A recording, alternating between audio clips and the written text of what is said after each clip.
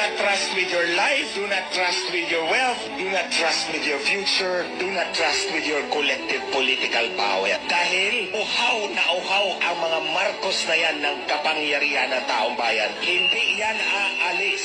So I'll take up from yung sinabi ni Maestro Kaado Paglinawan, yung giyera ni Marcos. 6 years akong katrabaho ang mag-asawa.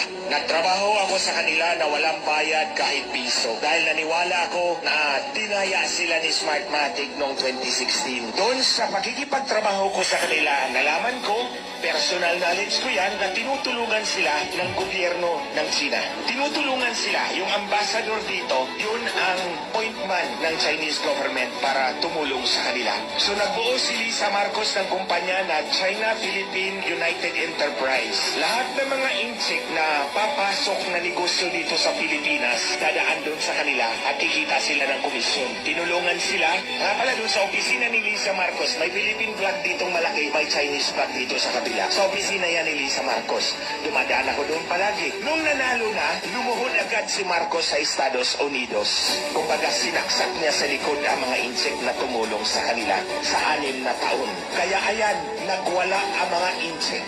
Galit na galit sa kanila dahil sobrang traidor ang mag-asawang ito. Kung makita ninyo mga kababayan, sa panahon ni President Duterte, walang barko ng Pilipinas na pinunggo ng mga inchik. Di ba? Walang naputulan ng daliri. Pero ngayon, bakit violente ang mga inchik sa atin? Hindi yan dahil galit sila sa Pilipino. Personal na galit nila yan kay Marcos. 6 na taon kaming tumulong sa'yo, tapos trinaydor mo kami. That's one story of betrayal. Pangalawa, si Pastor Kibuloy at SMNI. Noong panahon ng kampanya, tinulungan nila. Ito lang yung mainstream media na tumulong sa kanila, gumastos para sa kanila. Anong ginawa nila ngayon? Trinaydor din nila si Pastor Kibuloy at ang Kingdom of Jesus Christ. Ako ang ihimplo ng personal na pagtraidor ng mag-asawang ito. Kaya ulit-ulitin ko, kung si Lisa Marcos nasa harap ko lang, sinampal na kita kaliwat kanan, back to back. Dahil sobrang kapal ng mukha mo, Lisa Marcos. Yang tawag ko dito, creature from hell. Do not trust ang Marcos. Do not trust with your life. Do not trust with your wealth. Do not trust with your future. Do not trust with your collective political power. Dahil uhaw na uhaw ang mga Marcos na yan ng kapangyarihan ng taong bayan. Hindi yan aalis.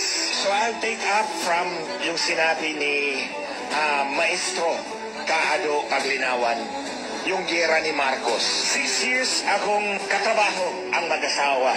Nagtrabaho ako sa kanila na walang bayad kahit piso. Dahil naniwala ako na dinaya sila ni Smartmatic noong 2016. Doon sa pakikipagtrabaho ko sa kanila, nalaman ko, personal knowledge ko yan, na tinutulungan sila ng gobyerno ng China.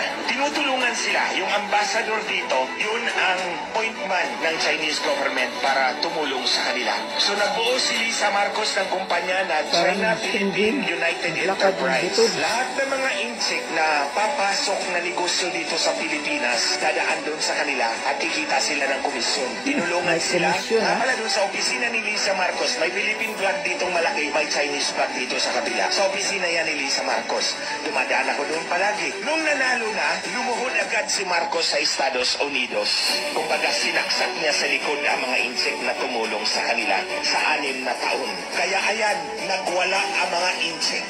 Galit na galit sa kanila dahil sobrang traidor ang mag-asawang ito. Kung makita ninyo mga kababayan, sa panahon ni President Duterte, walang barko ng Pilipinas na pinunggo ng mga inchik. Di ba?